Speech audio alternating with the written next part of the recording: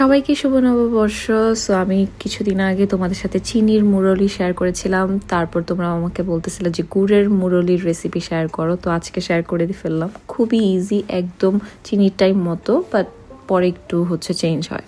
সেটা এখানে আমি প্রথমে নিয়ে নিচ্ছি 3 কাপ ময়দা, সামান্য লবণ, তারপর এটাকে মিক্স করে আমি 3 টেবিল স্পুনের মতো তেল দিয়ে দিব। তেল দিয়ে এটাকে আবার সুন্দর করে ডো করে নিতে হবে মেখে। এখানে আমি ঠান্ডা পানি ইউজ করেছি। আর ডোটা বেশি সফটও হবে না, বেশি হার্ডও হবে না, অনেক সময় ধরে এই ডোটা করতে হবে। দেন 20 মিনিট এটা রেস্টে রেখে পরে এরকম লেচি বানিয়ে মুরলিগুলোও বানিয়ে ফেলতে হবে। তোমরা একটু দেখে বুঝে নিও, বেশি পাতলা করা যাবে না, বেশি পাতলা হলে ভেঙে যাবে। তো ঠিক একটু ভারী হলে মজা লাগে, চিকন চিকন আর একটু ভারী এরকম কেটে রাখতে হবে। তারপর আরেকটা প্যানে একদম ডুবো তেলে এটাকে ফ্রাই করতে হবে। তেলের টেম্পারেচারটা বেশি গরম হওয়া যাবে না, তাহলে উপরে মুরলের উপরে বাবলস ক্রিয়েট হয়ে যাবে, দেখতে আর সুন্দর লাগবে না।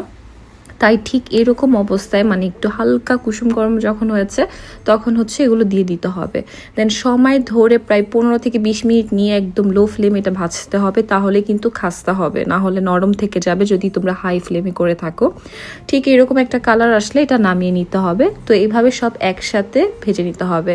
দেন এটা গুড়ের শিরাতে দিতে হবে। তো এখানে আখের গুড় নিতে হয়, এই মুরলিগুলো আখের গুড় দিয়ে করা হয়। সামান্য পানি দিয়ে এটাকে সুন্দর করে জাল দিতে হবে। ঠিক এরকম যখন আসে তোমরা চাইলে এটা অ্যাডও করতে পারো, নাও অ্যাড করতে পারো, একটু food colour, orange food colour, তাহলে একদম মেলাতে যেরকম পাওয়া যায়, বাজারে যেরকম পাওয়া যায় ঠিক ওই রকম দেখতে হবে। দেন এটা যখন হালকা ঘন আসবে মুরলি দিয়ে নাড়তেই হবে যতক্ষণ পর্যন্ত না এরকম শুকনো হয়ে আসে। সো এই তো আমার গুড়ের মুরলিও রেডি। তোমরা ট্রাই করে অবশ্যই জানাবা। বাই।